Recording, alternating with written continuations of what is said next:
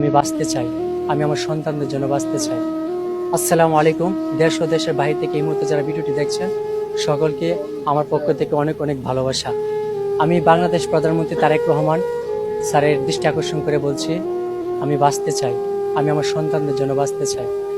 আমি তারেক রহমানের উদ্দেশ্যে আবারও বলছি, আমি বাঁচতে চাই, আমি আমার 5টা বোনের জন্য বাঁচতে চাই। তো আমি জানি সরকারিভাবে যদি আমার বিষয়টা আপনারা একটু পর্যবেক্ষণ করেন তাহলে ইনশাল্লাহ আমার জন্য অনেক সহজ হয়ে যাবে। আমার 5টা বোনের আর্তনাদ, আমার কান্না, আমার 5 বছরের একটা শিশু আছে যার মুখ থেকে এখনো বাবা ডাকটা আমার শোনা হয় নাই। আমার খুব ইচ্ছা জাগে, আমি বারবার শিশুটাকে আমি প্রশ্ন করি, বাবা তুমি আমাকে বাবা বলো, কারণ মৃত্যু অবধারিত, এটা চিরন্ত সত্য। মরণ থেকে যতই পালাও মরণ তোমায় লইবে গিরি, যদিও শুধু আকাশ পথে লাগাও তুমি বড় সিঁড়ি। তো মরণ থেকে আমাদের পালানোর কোনো অপশন নাই। আমি আমার সন্তানদের জন্য বাঁচতে চাই, আমি আমার ছোট্ট বাচ্চাটার মুখে বাবা ডাক শুনতে চাই। তাই এদেশের প্রত্যেকটা এমপি মন্ত্রী যারা আছেন সকলে দৃষ্টি আকর্ষণ করে আমি বলছি, আমি বাঁচতে চাই, আমি আমার সন্তানদের জন্য বাঁচতে চাই। সবাই আমার পাশে থাকবেন।